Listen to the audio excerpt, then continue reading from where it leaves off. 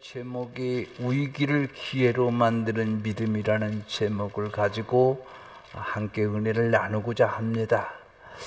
여러분, 인생은 나 자신만 뿐만 아니라 모든 사람들이 거의 흡사하게 때로 위기를 만나게 되는 것입니다. 여러분, 그 위대한 다윗도 위기의 삶을 수없이 겪었던 사람이었습니다. 그러나 그 위기를 기회로 만들어서 영광으로 복으로 만든 하나님의 은혜 속에서 살았던 사람입니다. 여러분이 잘 아시는 아브라함 링컨, 미국의 16대 대통령이었고 지금도 가장 위대한 대통령으로 기억되는, 그리고 노예를 해방한 인류의 엄청난 업적을 남긴 아브라함 링컨, 그의 삶은 어떤 삶이었습니까? 크고 작은 선거에서도 무려 7번이나 패했던 사람이었습니다. 실패했던 사람이었습니다. 빚을 졌는데요, 무려 17년이라는 세월을 보내서 갚았다고 합니다. 몇 년이요? 내가 잘못했나? 17년이라는 세월이 빚을 갚느라 고생을 다했답니다. 10살 때 어머니를 잃었고요, 20살 때 누이 사라를 세상에서 보냈고요, 27살에는 결혼을 약속한 연인 앤메이를 불치의 병으로 먼저 천국으로 보내야 했던 아픔이 있었어요. 42살과 53살에서는 둘째 아들 에드워드와 셋째 아들 윌리엄 12살을 잃는 아픔을 겪기도 했습니다. 여러분, 그 외에도 수많은 아픔과 고통과 시련 속에서, 삶의 위기에서 그것을 기회로 만든 믿음, 오직 하나님만 의지하고 하나님 앞에 나아가 기도했기 때문에 그의 성경은 너덜너덜했고, 그의 앉은 기도의 자리는 그 기도자에 헤어질 정도로 그렇게 기도했다고 이렇게 전해지고 있습니다. 사랑하는 성도 여러분, 오늘 위기의 고난과 고통 속에 살아가는 여러분들, 하나님은 다 보고 계세요. 위기를 기회로 만드시기를 바랍니다. 하나님을 경외하고 더욱 의지해서 그것이 결국 축복으로, 영광으로 바꾸는 믿음의 용사들이 될 수 있기를 주의 이름으로 축복합니다. 힘드시죠? 힘내세요. 할렐루야. 하나님이 도와주실 것입니다. 자, 오늘 본문을 보면 믿음과는 본래 아무 상관이 없었던 한 사람이, 그 사람이 예수를 믿음으로 인생의 위기를 극복한 사례를 보여주고 있습니다. 성경은 그가 왕의 신하였다고 말하고 있습니다. 그런 당시 갈릴리 지역을 통치하고 있었던 헤롯 안티바의 신하였을 것으로 추정하고 있습니다. 그는 권력과 재력 또한 영향력을 가진 사람이었음에 틀림이 없습니다. 그런데 그의 아들이 병에 걸려 사경을 헤매고 있었습니다. 그는 자신이 가진 권력, 재력, 가지고 영향력, 그리고 영향력을 총동원했을 것은 분명한 사실일 것입니다. 그의 아들에게 모든 걸 총동원했지만 아들에게는 회복의 기미가 전혀 보이지 않았습니다.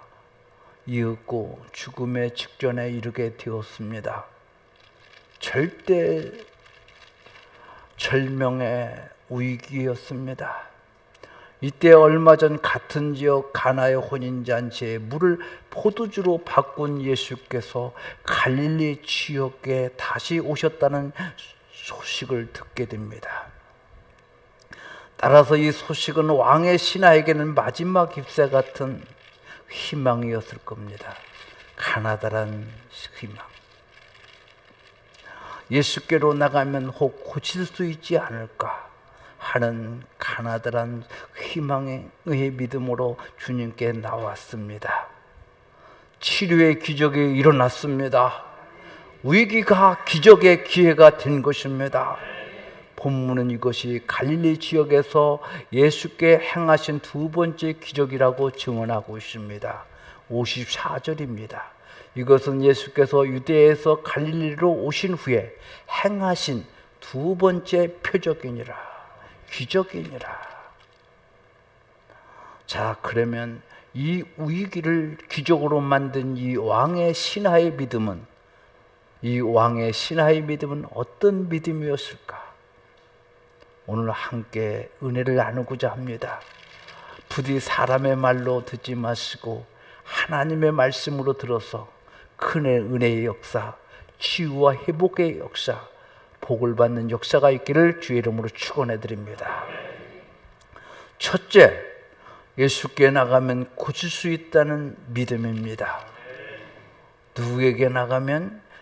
예수께 나가면 고칠 수 있다는 것이죠. 여러분, 제가 많이 반복해서 한 얘기일 수 있겠어요. 히포크라테스, 그가 무슨 말을 했습니까? 나는 치유를 돕는, 의사는 치료를 돕는 사람이고 치료는 하나님이 하신다고 했어요. 그래서 성자 예수님께 나가면 고칠 수 있다는 막연한 믿음, 이 아버지의 믿음의 시작은 그렇게 믿음의 시작이 되었습니다. 희망의 믿음이었죠. 기적을 바라던 믿음이었습니다. 인간적인 모든 치유의 수단이 하나님의 아들을 살리지 못한 절망적인 상황에서 이 아버지의 믿음은 그렇게 시작할 수밖에 없었던 상황이었죠. 어떤 사람은 이러한 믿음을 기복신앙이라고 비하하는 것을 보게 됩니다. 그것은 상대의 심정과 환경을 이해하지 못해서 오는 공감 능력의 부족에서 오는 것일 것이라고 생각이 되어집니다. 아들을 사랑하는 아버지로서 아들을 살려내야 한다는 것은 절실한 필요가 아닐 수가 없을 것입니다. 무엇을 못하겠어요? 그렇지 않습니까? 절박한 것이지 않습니까? 그런데 예수께 나가면 고칠 수 있다. 이 믿음이요, 절박한 희망의, 아주 가나다란 희망의 믿음이라 볼 수 있겠는데요. 아마 이 아버지는 자기 아들을 살릴 수 있는 누군가가 존재하고 있다는 사실만으로도요, 그에게는 희망이었을 거예요. 그래서 그는 예수께 나와 내 아들을 살려달라고 믿음으로 매달리고 있었던 겁니다. 47절을 봅니다. 그가 예수께서 유대로부터 갈릴리에 오셨다는 것을 듣고 가서 청하되 내려오셔서 내 아들의 병을 고쳐주소서 하니 그가 거의 죽게 되었습니다. 그런데 이 간곡한 호소에 대한 예수님의 대답은 그리 따뜻한 말씀이 아닌 듯 들려옵니다. 48절을 봅니다. 예수께서 이르시되 너희는 표적과 기사를 보지 못하면 도무지 믿지 아니하리라. 예수님의 이 말씀은 이 아버지로 하여금 더 큰 믿음으로 나아가도록 위한 동기부여였을 것이라고 생각이 되어집니다. 절박한 소원을 이루려고 주님을 찾는 믿음은 믿음의 출발로서 인정을 받을 수 있지만 거기에서 머무르지 않고 나아가야 한다는 것을 가르쳐주는 소중한 말씀이라 할 수 있겠습니다. 이 왕의 신하는 예수께서 자기 아들의 병상까지 와서 자기 아들의 손을 내시고 기도하셔야 치료될 수 있다는 믿음, 그런 믿음의 자리에 있었던 것이죠. 이러한 믿음은 당시 대부분의 유대인들의 믿음이었습니다. 여러분이 나만 장군, 아람 군대, 지금의 현대 시리아죠. 그 시리아 나만 장군이 나병 환자였습니다. 나병에 걸렸습니다. 이스라엘의 엘리사한테 가면은 그의 병을 고칠 수 있다는 소식을 듣고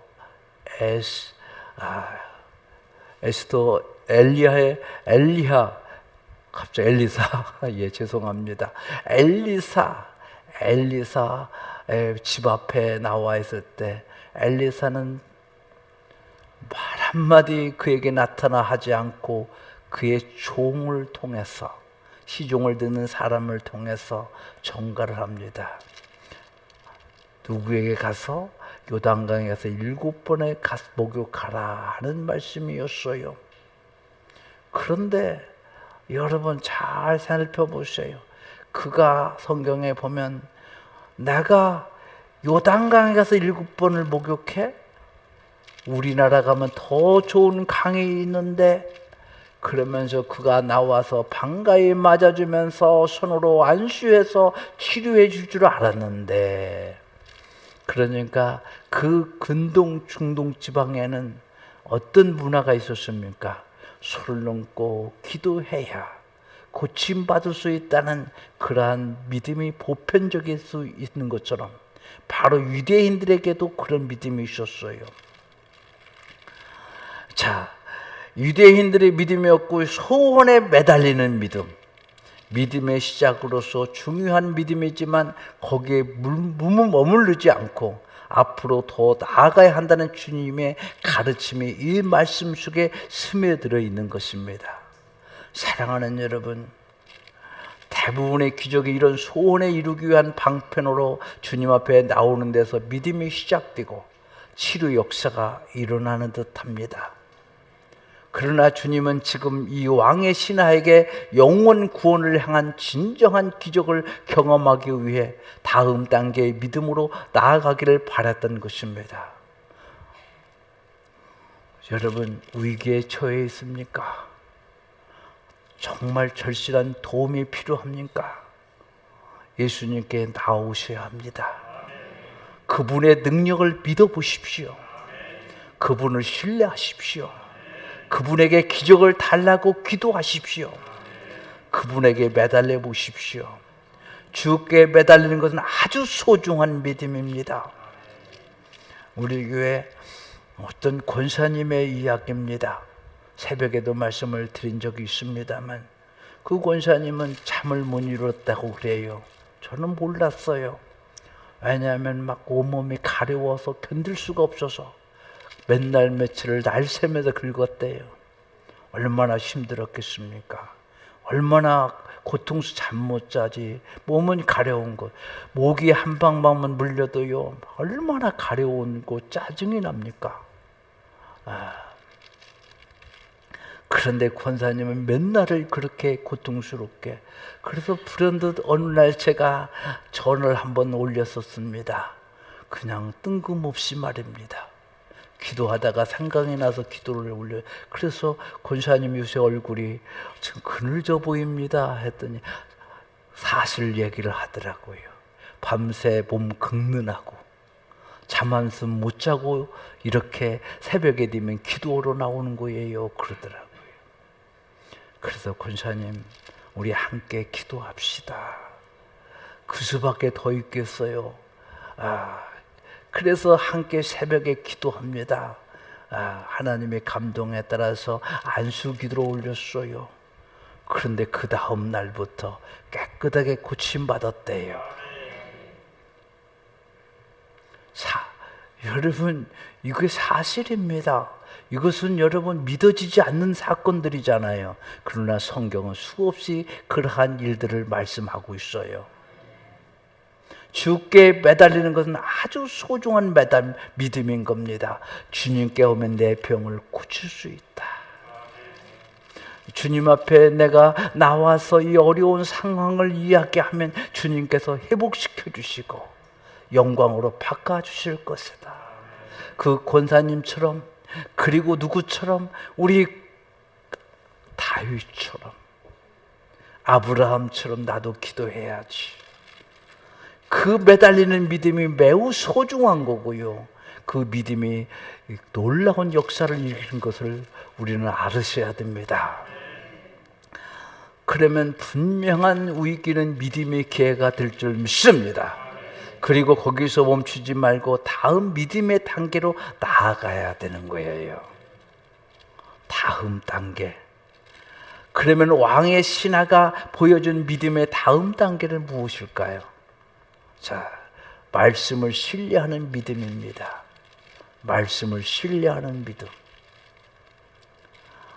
아직도 예수님의 기대를 알아채지 못한 왕의 신하는 또 한 번 예수님께 요청해요. 우리 49절을 함께 읽습니다. 시작. 신하가 이르되 주여 내 아이가 죽기 전에 내려오소서. 지금 마음이 다급한 겁니다. 지금 아주 촌음이 아까운 거죠. 언제 지금 숨 넘어갈지 모르는데 주여 내 아이가 죽기 전에 좀 오세요. 이때 예수님이 반응이 무엇입니까? 그의 아들이 아파 누운 곳으로 내려가셨습니까? 아니에요. 그냥 말씀만 선포하십니다. 50절에 이렇습니다. 예수께서 이르시되 예수께서 말씀하시되 라는 뜻입니다. 가라, 네 아들이 살아있다. 살아있다. 치료되었다. 안 죽는다. 살았다. 고침받았다. 그 말씀 아니겠습니까? 여러분, 예수님 앞에 나오면 내 모든 것들 주님 앞에 아뢰기만 하면 주님께서 고쳐주시고 치료해 주실 줄 믿습니다. 네 아들이 살아있다 하시니 그 사람이 왕의 신하가 예수께서 하신 말씀을 보고 믿고 가더라. 무엇을 믿었어요? 말씀을 믿고 가더라. 그 아들의 병상을 데려가 그의 이마에 손을 얹으시고 안수하여 기도하실 수도 있었지만 그렇게 아니하시고 그는 다만 치유의 말씀을 선언하신 것입니다. 자, 왜 그렇게 하셨을까요? 예수께서 이 반응을 통해 왕의 신하의 믿음을 말씀에 대한 믿음으로 나아가기를 기대하신 것입니다. 기적은 눈에 보이는 가시적인 방법에서도 일어날 수 있지만 주의 말씀에 대한 믿음으로 전인 구원을 위한 길을 열고 싶었던 겁니다. 병은 고쳤지만 네 영혼을 향하여 네 전인적인 구원을 위하여 영주권의 구원을 위해서 그리고 그 가족을 구원하고 이웃을 구원하기 위한 말씀에 대한 믿음을 그에게 전해주신 것입니다. 말씀에 대한 믿음. 여러분, 하나님의 말씀이 임하게 되면 여러분 육신적인 질병도 깨끗하게 치료될 줄 믿습니다. 뿐만 아니라 영혼의 구원을 받게 되고 영혼의 구원은 바로 인격을 반듯한 주님을 닮은 인격으로 바꿔주시고 할렐루야. 그리고 그 인격의 구원을 통해서 주변에게 나와 접촉하는 사람들의 구원을 이루게 하는 역사가 일어날 줄 믿습니다. 그것을 알려주고 싶었던 거예요. 그것을 이루게 하시기를 원했던 것입니다. 그리고 왕의 신하는 이런 주님의 기대를 부응하죠. 자, 50절을 다시 한번 읽어볼까요? 50절 보십시다. 예수께서 이르시되 가라, 네 아들이 살아있다 하니 그 사람이 예수께서 하신 말씀을 믿고 가더라. 여기 믿음의 근거로 이제 말씀을 붙들고 있는 아버지의 모습을 보십시오. 자기의 마음속에 존재하는 희망이 이루어짐이 실제 주님의 육신의 가신적인 나타남의 믿음의 근거가 아니라 이제 예수님의 말씀이 믿음의 근거로 나아가게 된 것이죠. 예수님 앞에 나왔더니 말씀을 주셨어요. 이제 그의 믿음의 근거는 무엇으로 옮겨졌어요? 말씀입니다. 말씀. 예수님이 하신 말씀을 믿고 가더니 따라서 우리의 믿음의 근거가 예수님이 십자가에 죽으심으로 부활하셔서 하늘 우편에 계심으로 가시적으로는 그 모습을 특별한 경우에는 볼 수는 없어요.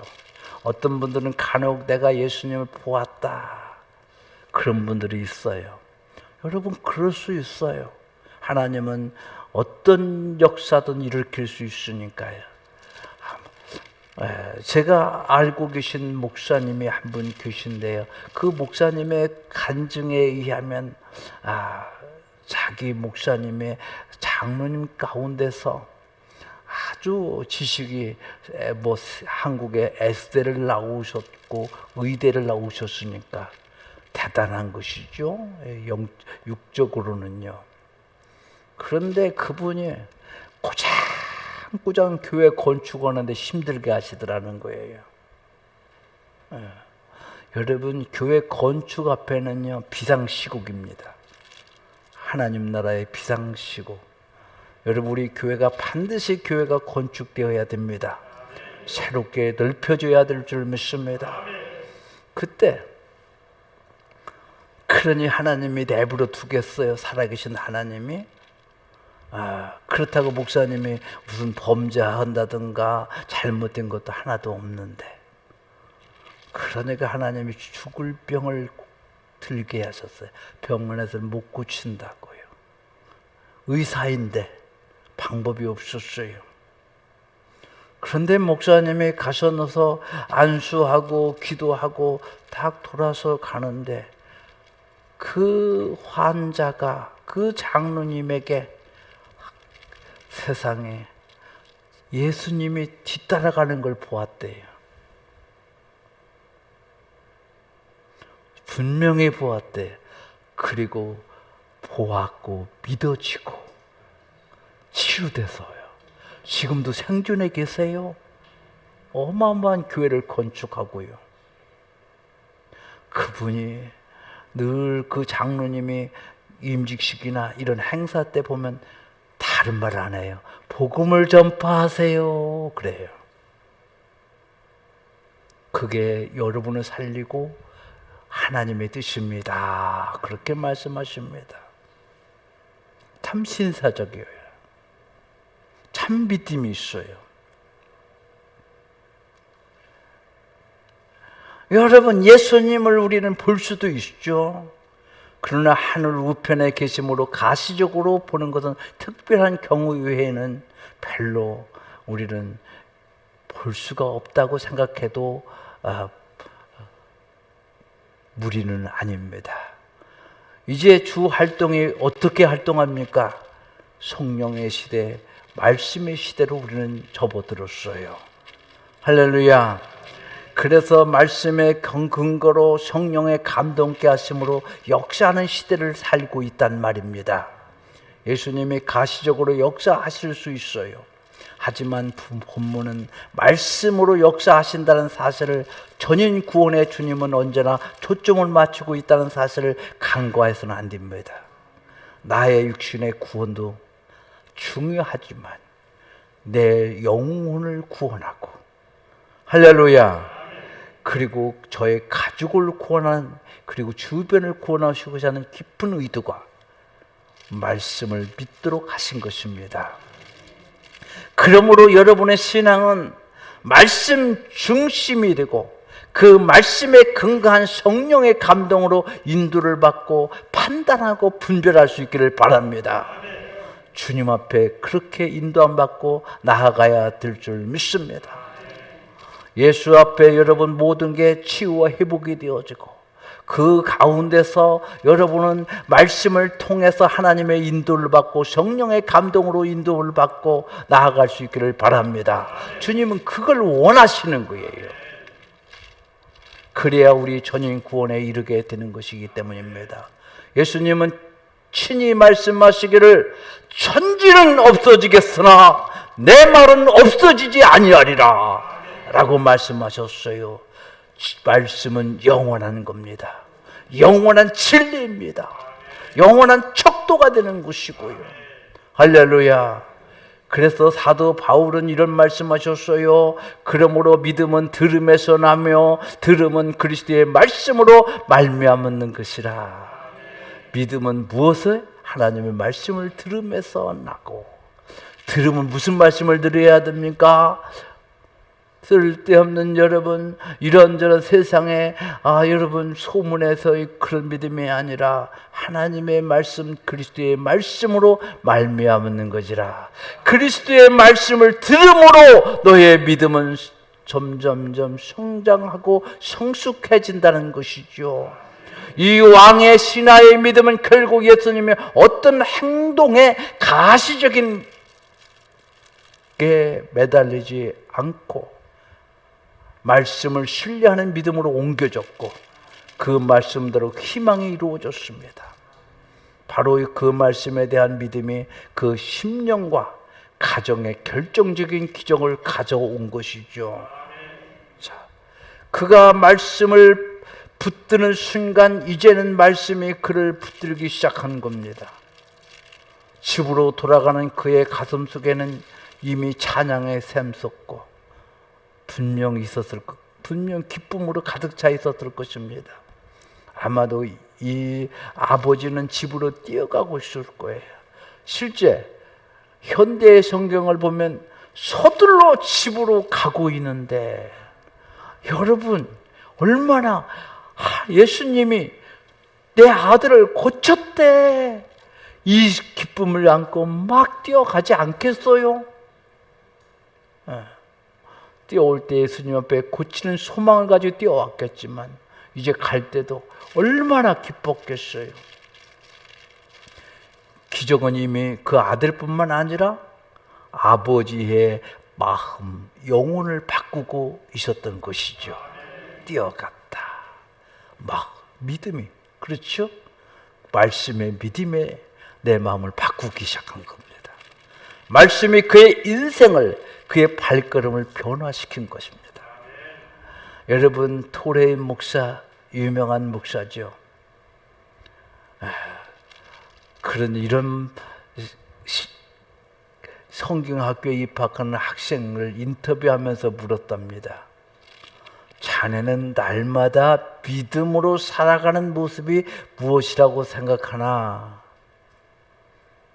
학생이 대답하기를, 예, 제가 말씀을 붙들고 사는 것이죠 라고 말씀을 학생이 올렸습니다. 그러자 토레 목사님이, 그거 틀리지 않는 말이기는 하네. 그러나 자네가 말씀을 붙들고 사는 것보다 더 중요한 것이 있는데, 그러니까 뭡니까? 묻는 그에게 토레 목사님은 이렇게 말씀하셨다고 합니다. 그것은 자네가 말씀을 붙드는 것이 아니라 말씀이 자네를 붙들고 있어야 한다는 것이라네. 자네가 말씀을 붙드는 것이 아니라 이 말씀이, 그 말씀이 자네를 붙들고 있어야 한다는 것이라네. 여러분, 말씀이 여러분을 붙잡고 가기를 바랍니다. 말씀이 그러므로 역사하심으로 여러분의 길이 될 수 있기를 바랍니다. 사람은 무언가 사로잡혀 살죠. 어떤 사람은 돈에 사로잡혀 살기도 하고, 어떤 사람은 명예의 권력에 사로잡혀 살기도 합니다. 그러나 우리 그리스도인들은 하나님의 말씀에 붙잡혀 살아야 됩니다. 하나님의 말씀이 나를 붙잡고 가야 되는 거예요. 말씀은 살아있어요. 능력이 있어요. 구원케 하십니다. 역사를 일으키십니다. 죽은 자도 살리는 역사가 일어나는 것이 하나님의 말씀이 아닙니까? 그렇습니다. 우리가 주님의 말씀을 신뢰하는 순간 이 말씀이 우리를 붙들어 줄 것을 믿으시기를 바랍니다. 본문의 왕의 신하처럼 말입니다. 그가 만난 위기 속에서 주의 말씀을 신뢰함으로 그에게 말씀이 그를 붙드는 새 인생이 시작된 거예요. 할렐루야. 세 번째, 가족을 구원하는 믿음으로 나아가죠. 자, 절망을 이기고 위기를 기회로 바꾸는 믿음. 이제는 가족의 구원하는 역사가 일어나잖아요. 왕의 신하의 믿음은 자신의 아들만 구원하는 것이 아니라 자신의 가족 전체를 구원하기에 이르렀습니다. 우리 53절을 함께 읽도록 하겠습니다. 그의 아버지가 예수께 네 아들이 살아있다 하신 말씀 그때인 줄 알고 자기와 그 온 집안에 다 믿느니라. 빛은 숨길 수가 없죠. 그처럼 살아계신 주님의 일하심을 경험한 사람들의 간증도 숨겨질 수가 없습니다. 그리고 그 간증은 가장 가까이에서 간증의 실제를 목격한 사람에게 영향을 끼칠 수밖에 없지 않습니까? 그런 영향력이 가장 실제적인 결과가 가족 구원에 이르게 한 것이죠. 와, 정말 신기하다. 정말 신비하다. 여러분, 저와 함께 비교적 오랫동안 함께 걸어온 33년 가까이 함께 걸어온 분들이 여기 상당수입니다. 그 길의 여정에서 그 목회의 나의 동역자들은 제가 부족하지만 언제나 신뢰하고 있죠. 기도하고 행하던 일들은 언제나 기적이었기 때문입니다. 이것은 하나 더 붙인 것들이 없습니다. 하나하나 수많은 기적들을 경험했던 분들, 그들의 믿음은 흔들릴 수가 없을 것입니다. 그들이 먼저 마음이 뜨거워지죠. 나는 보았다. 나는 경험했다. 이 마치 왕의 신하의 가정도 그렇지 않습니까? 왕의 신하. 아니, 보았어. 예수님 앞에 왕의 신하가 갔더니, 가서 예수님이 가라. 네 아들이 살아있다. 하는 그 말씀의 시간과 그때인 줄 알고 그랬잖아요. 그랬죠? 네. 그때인 줄 알고. 그때가 예수께서 이르시되 가라 네 아들이 살아있다 하시니 그 사람이 예수께 하신 말씀을 믿고 가더니 그때 와, 또 뭡니까? 말씀하신 그때인 줄 알고 그 시간과 일치하더라는 거예요. 그걸 어떻게 알았습니까? 왕의 신하는 그 말씀을 듣고 급히 자기 아들한테 가고 있을 때 집에서 정갈이 오는 종들이 있었어요. 아니, 당신 아들, 주인님의 아들이 살아났어요. 열이 내리고 살아났어요. 라고 서로 소식이 전갈하고 전달을 받게 됩니다. 이 가족들은 주님께 나오게 한 이 기적의 놀라움은 어떤 것이었을까요? 그것은 주님이 고쳐주셨다는 사실이고요. 두 번째는 시간과 공간을 뛰어넘는 역사가 있구나.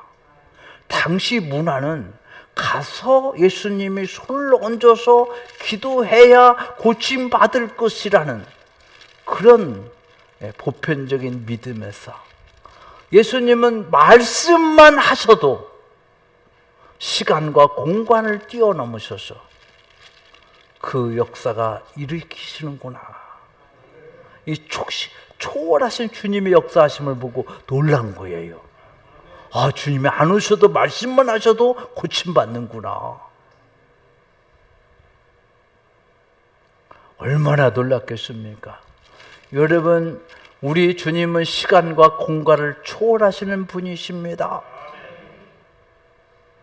시간과 공간을, 여러분이 제가 청년회 때 영원한 지금이라는 책을 읽어본 적이 있어요.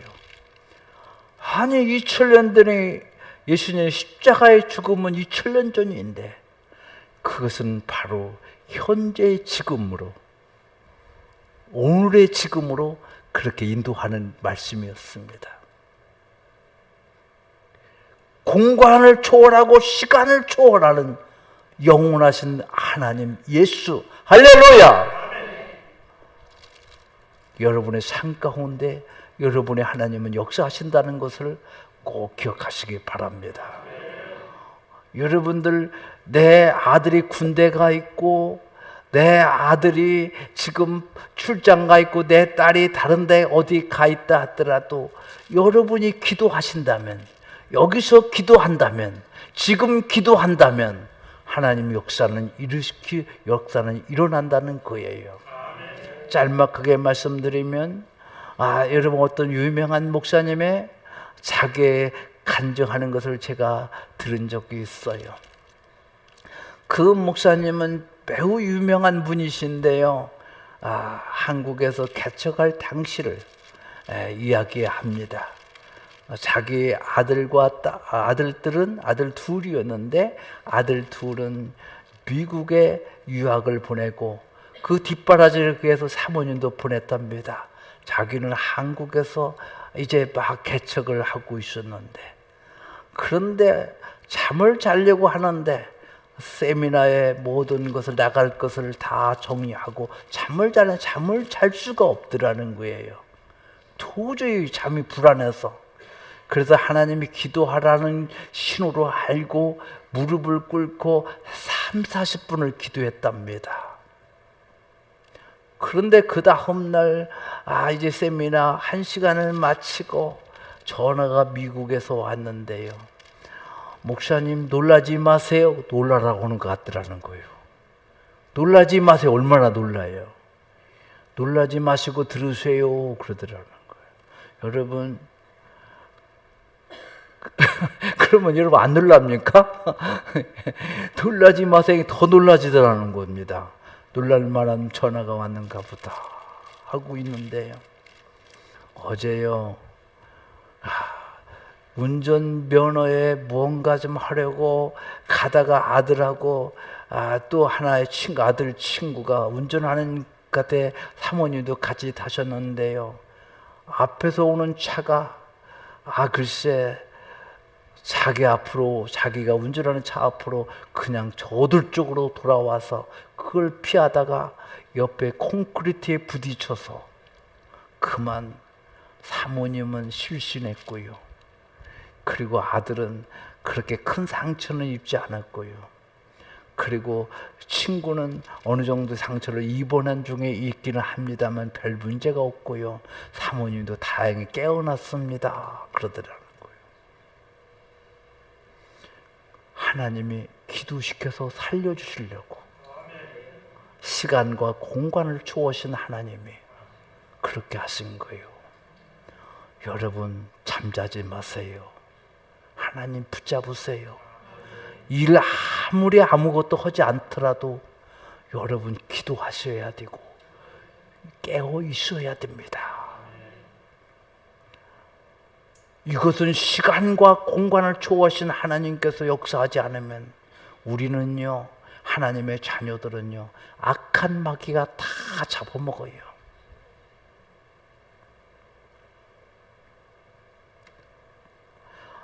자, 주님은 이 왕의 신하의 처음 요청처럼 그의 아들이 누워있는 곳으로 찾아가 기도하지 않고 거리가 떨어진 곳에서 그냥 말씀으로만 네 아들이 살았다고 선포하신 것이잖아요. 그런데 이 말씀을 이 왕의 신하가 믿고 자기 집으로 내려가던 중 자기 집에서 주인을 만나러 오던 중 그들을 만나서 자세한 걸 들었잖아요. 53절 다시 한번 읽어볼까? 시작. 그의 아버지가 예수께서 네 아들이 살아있다는 말씀하신 그때인 줄 알고 자기와 온 집안이 다 믿으니라. 그때 바로 예수께서 네 아들이 살았다고 선하시던 때였던 것을 그들은 서로 맞춰보니까 그렇게 알게 되었던 겁니다. 얼마나 감격스럽겠어요. 여러분, 기적은 지금도 있고요. 말씀 따라 말씀 믿고 나아가는 곳에는 하나님의 역사가 일어나는 거예요. 그러니 온 집안이 예수님을 안 따를 수가 있겠어요. 그런 기적이 일어났는데. 우리 인생은 누구나 시간과 공간의 제한을 받고 사는 존재들입니다. 그런데 이날 이 가정에 경험한 주님은 시간과 공간을 뛰어넘는 일하시는 인간 이상의 분이셨습니다. 그는 시간과 공간을 초월하여 우리를 찾아오시고 우리를 구원하시는 하나님 곧 메시아, 구세주였던 것이죠. 사랑하는 여러분, 가장 가까운 사랑하는 가족들이라도 서로가 서로를 도울 수 없는 안타까운 순간들이 얼마나 많은지 몰라요. 저는 특별히 지금 함께하는 내 딸이 있습니다만,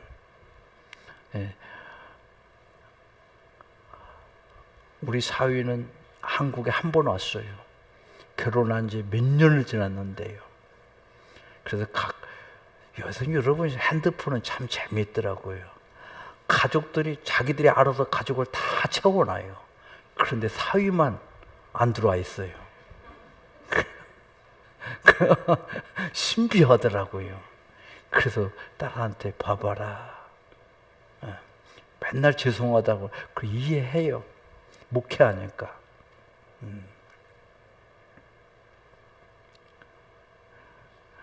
안타깝습니다. 근데 왜 한국에 남자들이 많은데 왜 안 채갔나? 한국 사람이 채갔어요. 가까이 두고 사는데. 그래서 뭐 했는지 몰라요, 우리 교회 청년들은. 그렇게 못나지도 않은 것 같기는 한데 막 채가야지. 그러면 내가 옆에 두고 얼마나 좋겠어요. 내가 친구 목사님 한 분이 계신데요, 여러분 별도의 시간을 양해하시기 바랍니다. 그 목사님은요, 딸 둘 두었는데요, 다 하나는 공무원이고 또 뭐 누가 이렇게 하고 아주 다 듬듬한 그런 분들이더라고요. 딸 둘은 또 학교 선생님이시고요.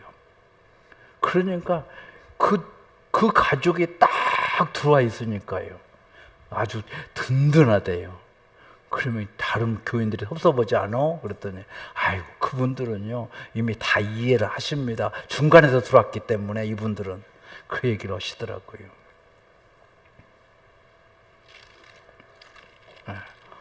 여러분, 좋은 남자 있고 좋은 여자 있으면요, 처치 커플도 좋은 거예요. 할렐루야. 예.